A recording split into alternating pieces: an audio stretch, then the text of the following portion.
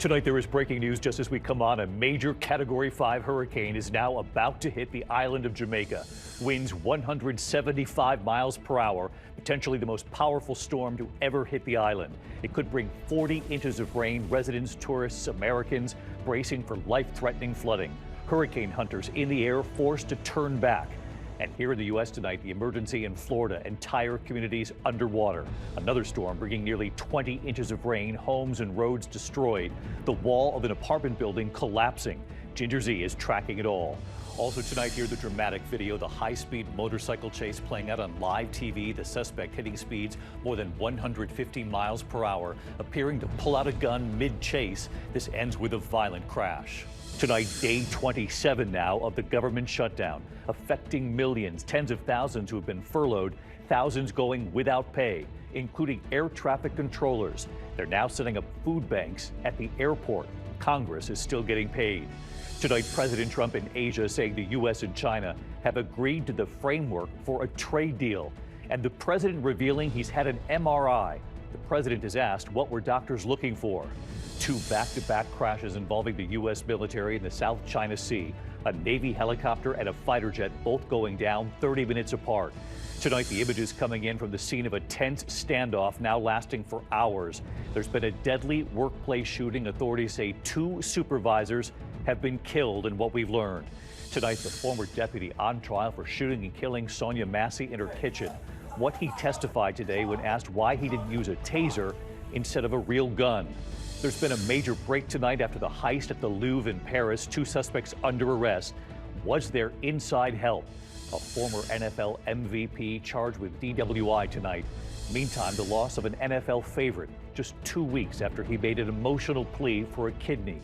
And the exclusive right here tonight, the first person, an American, to ever ski down Mount Everest's most difficult route, the North Face. And you'll see it right here. From ABC News World Headquarters in New York, this is World News Tonight with David Muir. Good evening on this Monday night. We begin tonight with this monster Category 5 hurricane with winds up to 175 miles per hour, now just hours from slamming into the island of Jamaica. Hurricane Melissa, a potentially catastrophic storm, could be the strongest to hit in the island's history. Look at these satellite images tonight showing the hurricane massive in size, its powerful eye perfectly formed there, slow moving. It could bring 40 inches of rain. The storm's outer bands already making an impact on Jamaica. Wind gusts picking up, rough surf slamming the shore, but nothing like what they're about to see. Jamaica's airports now closed. Tourists who did not leave in time will be forced to ride out the storm. Hurricane hunters trying to fly into the eye of the hurricane. NOAA says the turbulence inside was so strong, one of the flights had to turn back. Tonight, we have the newest models here, Melissa's track after it hits Jamaica. And we have learned at this hour the U.S. Navy now evacuating 1,000 non-essential personnel, family members and residents from Guantanamo Bay. ABC's Ike Ejiochi leading us off from Kingston, Jamaica tonight. Tonight, families in Jamaica are bracing for what could be the strongest storm on record to hit the island nation. Hurricane Melissa, now a Category 5 storm. Winds 175 miles an hour, lightning flashing in the eye over the warm waters of the Caribbean. Whew, the Caribbean feels like bathwater right now, which is giving Hurricane Melissa so much more strength, producing up to 13 feet of storm surge in some parts. Heavy equipment racing to clear drainage ditches. Some areas could get up to 40 inches of rain. Incredible video from U.S. Air Force hurricane hunters tracking Melissa, showing inside the eye wall. One of the flights into the storm had to turn back after hitting severe turbulence. Melissa has already killed at least 6 people across the Caribbean, also causing destruction in Haiti and the Dominican Republic, where officials say nearly 4,000 people are displaced. And the U.S. Navy evacuating 1,000 non-essential personnel, family members, and pets out of Guantanamo Bay, Cuba. Back in Jamaica with airports shut down, Donnelly Gordon on vacation from Atlanta, hoping she'll be safe in her hotel, but taking no chances. Oh, I have my bag. I did secure my passport, you know, in a Ziploc bag, just in case I have to dash. And Barbara Carter says locals are taking this massive storm very seriously. She's a monster coming. So we have to ensure that we protect life. And while we will be able to build back homes, we will not be able to get back lives. David, in just a matter of hours, the Eye of Melissa will be coming ashore to the southern edge of Jamaica, affecting the entire island. The National Hurricane Center says its strong winds have the potential for total structural failure, and it'll be even worse at higher elevations. David? Ike Ejiochi and the team there, please stay safe. We appreciate it, Ike. Let's get right to Chief Meteorologist Ginger Zee, tracking it, of course, as well with us tonight. Ginger? Hey, David, those hurricane force winds are only 30 miles outside, but when this makes landfall tomorrow morning on the west side of Jamaica, 30 miles goes far, and then the tropical storm force winds go well beyond that, almost 200 miles from the center. It looks like a buzzsaw. It's moving northwest. It'll turn north tonight and eventually northeast before making landfall tomorrow morning. We stopped it there 9 a.m. Then it will jet a little faster to the northeast into Cuba, still as a major hurricane, and eventually as a Cat 2 over the central Bahamas. That's for Wednesday afternoon. But behind it will leave 15 to 30 inches widespread. Landslides are likely. Really concerned about the amount of water here, even in Cuba as well. And why it doesn't hit the United States, we still have that fence, that steering mechanism that's going to push it out toward Bermuda as we head through the end of the week. David. Ginger Zee will be watching it first thing in the morning. Thank you. In addition to this hurricane, we're also following the emergency unfolding in Florida. Severe storms leaving entire communities underwater tonight, nearly 20 inches of rain. Victor Akendo now from Florida. Tonight, entire communities reduced to swampland after record-breaking rain pummeled Central Florida. Up to 19 inches of rain falling in just hours. Yo, look at the water level! Roads completely wiped out outside Orlando. This car flipped on its roof, other vehicles submerged. How are we going to get out of here? Unless you could swim, there was no way to get out. The saturated ground giving way to this massive washout just steps from several homes. And in nearby southern Mississippi, residents still reeling after 2 reported tornadoes touched down overnight. Then all of a sudden, boom, all my windows exploded in front of me. The wall of this apartment building toppling over, cars buried under large pieces of debris. Stacey Escola's roof caving in as she laid in bed with her daughter. This is everything that me and her have, and we built this place that we live in, and we're happy here, and now it's gone. And David, a flood watch remains in effect for some areas. The danger is not over yet. David? All right, Victor Akendo from Florida tonight. Victor, thank you. There was a dangerous high-speed motorcycle chase playing out on live TV outside Los Angeles today. The suspect hitting speeds more than 150 miles per hour. Matt Gutman tonight from L.A. Tonight, that harrowing high-speed chase on an L.A. highway coming to a crashing halt.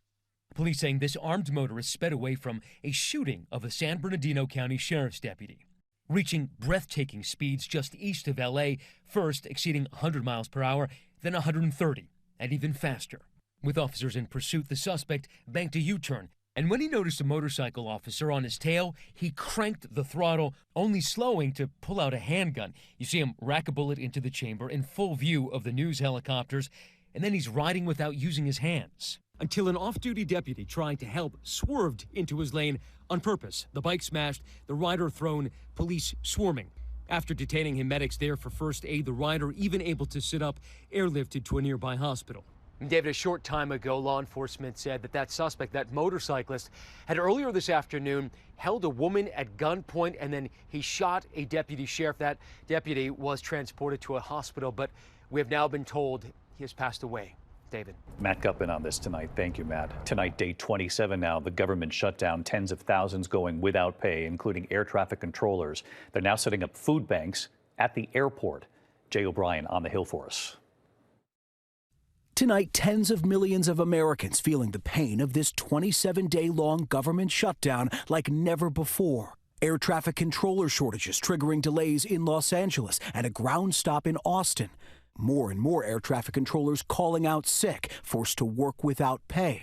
All right, drive safe. Have a good day. Food pantries now popping up at airports for struggling federal employees. We have a food bank. For TSA workers, that's got to be alarming to see. It's sad. It's unfortunate because they have to go to work and they're not being paid and they're doing a critical safety function for all of us. And tonight, fears of a looming hunger crisis as SNAP food assistance, a lifeline for roughly 42 million low-income Americans, is set to run out by the end of this week.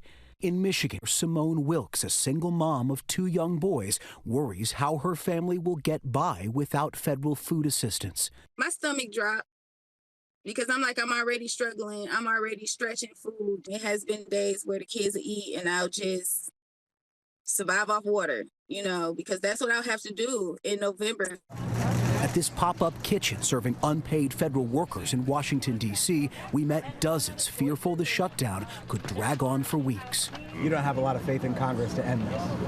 I do not. As much as I would hope that they would end it, I don't see it ending anytime soon. David, the Senate returned to Washington tonight, but there's no deal in sight to end this shutdown. Meantime, the House of Representatives is out on recess for the 5th straight week by order of the Speaker. Remember, members of Congress by law are still paid even when the government is shut down. David. Jay O'Brien live up on the Hill for us. Jay, thank you. And with no end to this shutdown in sight, tonight President Trump is traveling through Asia. The president now saying tonight that the U.S. and China have agreed to the framework for a trade deal. And President Trump has also revealed he's had an MRI. Rachel Scott traveling with the president. Tonight, President Trump meeting with Japan's emperor at the Imperial Palace after kicking off his trip to Asia, dancing along with performers who welcomed him at the airport in Malaysia.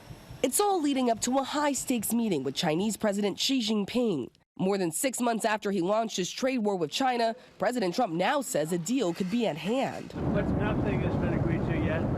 How do you feel? But we feel good. I mean, we feel good. The administration says they've reached the framework of an agreement that covers fentanyl and tariffs and includes a pledge by China to resume buying American agriculture like soybeans and to loosen restrictions on their sale of rare earth minerals, critical for making smartphones and cars. We're going to have a great talk. I have a lot of respect for President Xi. I like him a lot. He likes me a lot. As he spoke with reporters on Air Force One, the president also revealing new information about his visit to Walter Reed Hospital earlier this month. At the time, the White House said it was just a routine physical, even though he had just had one 6 months earlier. The president now saying he underwent an MRI scan. We had an MRI, and in the machine, the whole thing. Yeah. And it was perfect. Yeah. Did he say what in particular? You could ask the doctors. But tonight we asked the White House, and they did not provide us any information about why the president had an MRI, what the doctors were looking for, and what, if anything, they found. The president has that high-stakes meeting with Chinese President Xi on Thursday. The president had threatened to impose an additional 100% tariff on Chinese imports on November 1st. Today, the president also floating the idea of possibly meeting with North Korean leader Kim Jong-un. So far, nothing has been scheduled, but the president said he would be willing to extend his trip here in Asia to make that happen, David. Rachel Scott traveling with the president. Rachel, thank you. Tonight, the Pentagon is investigating back-to-back U.S. military crashes in the South China Sea. The Navy says a Seahawk helicopter from the USS Nimitz went down during routine operations. An FA-18 Super Hornet, also from the Nimitz, crashing about 30 minutes later. All crew members from both aircraft were rescued. President Trump tonight suggesting the problem may have been, quote, bad fuel. Back in the U.S. tonight, there has been a workplace shooting, a standoff for hours, and word tonight that 2 supervisors have been killed. Here's Stephanie Ramos.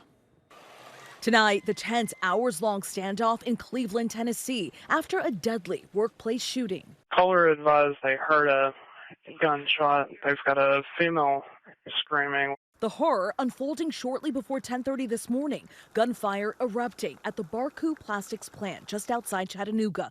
2 male supervisors shot and killed. They're advising suspects left in a black BMW, unknown direction of travel. Police tracking the suspect, who is also an employee, to what is believed to be his home just miles away. SWAT teams swarming the scene. Late today, authorities say the suspect was found dead. David, as authorities ramp up the investigation, no word tonight what sparked the deadly shooting. David. All right, Stephanie Ramos. Steph, thanks. Tonight, the trial of the former deputy charged with shooting and killing Sonya Massey in her kitchen. What he testified today when asked why he didn't use a taser instead of his real gun. Here's Matt Rivers. Tonight, the former deputy accused of shooting and killing Sonya Massey while she stood in her kitchen, taking the stand in his own defense. Sheriff's Office. Sean Grayson testifying about the night he and his partner responded to Massey's house near Springfield, Illinois. The former deputy telling the jury he grew concerned when Massey picked up a pot of boiling water from the stove. Away from your hot steaming water. Away from my hot steaming water? Yeah. Oh, I rebuke you in the name of Jesus. Grayson says he took the phrase, "I rebuke you in the name of Jesus," as a threat, testifying he thought she was going to throw the pot of boiling water on him. I swear to God, I'll shoot you right in your face. But in the body camera video, Massey is seen holding the pot down until the deputy draws his gun. It appears she attempts to hold up the pot to shield herself, the deputy then opening fire. Okay, I'm sorry. Drop the pot! 19 shots fired. Shots fired! Shots fired! The former deputy asked why he didn't use a taser instead. Grayson telling the jury he had an older model and Massey was wearing multiple layers of clothing, saying he didn't want to take the chance of it malfunctioning. David, Grayson has pleaded not guilty to all charges. Closing arguments in this case could begin as soon as tomorrow. David? Matt Rivers reporting. Thanks, Matt. Overseas tonight, there's been a major break after that heist at the Louvre in Paris. 2 suspects are now under arrest in that $102 million theft. Authorities say thieves were inside the Louvre gallery for just 3 minutes, 50 seconds. Authorities tonight still searching for other suspects. They're also investigating whether an insider at the Louvre was in on this. When we come back tonight, the NFL star who has now died just 2 weeks after his emotional plea for a new kidney. Also ahead, the other NFL news, a former MVP arrested and charged with DWI. Tonight, an SUV up in flames, a driver trapped in this car right here, and what they have to do in just a moment. And the exclusive right here tonight, the first person, an American, to ever ski down Mount Everest's most difficult route. You'll get the first look at the stunning video. Will Reeve is with us here tonight. Tonight, a former NFL MVP facing a DWI charge in Texas. Adrian Peterson is in jail tonight after police arrested him in Sugar Land on Sunday. Peterson is accused of driving while intoxicated and unlawfully carrying a weapon. Peterson, best known for his time as a running back for the Minnesota Vikings. This is his second DWI charge this year. Dramatic moments when a bystander rescues a driver from a burning car in suburban Chicago. Eyewitnesses capturing the Good Samaritan pulling the driver from the front seat of this SUV at a parking garage in Schaumburg. On Saturday, police say the driver suffered a medical emergency right before that fire broke out. When we come back tonight, the frozen chicken recall tonight and the loss of an NFL favorite just 2 weeks after he made an emotional plea for a new kidney. To the index of other news tonight, a major chicken recall this evening. Nearly 5 million pounds of ready-to-eat frozen chicken products. Hormel Foods issuing the recall after some customers reported finding pieces of metal inside the food. The company says the metal came from a conveyor belt used in production. Hormel sold the chicken to restaurants, cafeterias, and hotels from February to September. Tonight, the tributes for former New York Jets great Nick Mangold. He died Saturday of complications from kidney disease just 12 days after making that public appeal for a transplant. Jets owner Woody Johnson tonight saying Nick was more than a legendary center. He was the heartbeat of our offensive line for a decade. Nick Mangold was just 41. When we come back tonight, the exclusive, the first person, an American, to ever ski down Mount Everest's most difficult route, the North Face. And you're about to see it right here. Finally tonight here, the exclusive, the first skier to ever ski down Mount Everest's most difficult route, the North Face. The skier is an American. Here's Will Reeve. Tonight, the history made by an American skier and breathtaking, never-before-seen images from the top of the world. You're watching 50-year-old American Jim Morrison do something unprecedented, even unthinkable. Ski down Mount Everest on its most difficult route, the treacherous north face of the world's highest peak. It's a menacing 50-degree slope, 9,000 feet straight down. Morrison making the successful descent earlier this month, with him a team, including Oscar-winning filmmaker Jimmy Chin. It's all part of a National Geographic documentary about Jim Morrison's death-defying achievement. Both men joining Robin and George on GMA this morning. Any dangerous moments? Pretty much every moment over the course of 4 hours. Yeah. I mean, we call it no-fall zone, which is essentially, you can't make a single mistake. And their message to everyone on overcoming fear and obstacles in life. You both have said there is no room, not little room, there is no room for error, and yet you use that fear in a way that was positive. You learn to leverage fear, because fear can either serve you or it can debilitate you. When you have fear that comes to you on the top of any big challenge, you have to try to decide what part of that fear is irrational, what part of it can I channel to focus on what the real risks are. Tonight, the new incredible death-defying images and history made by the American. It is incredible. You can see more of his history-making descent at natgeo.com. I'm David Muir. I'll see you right back here tomorrow. Good night. David Muir, the most watched newscast in America. And now, ABC's World News Tonight has won the Emmy for Best Live News Program for the third year in a row.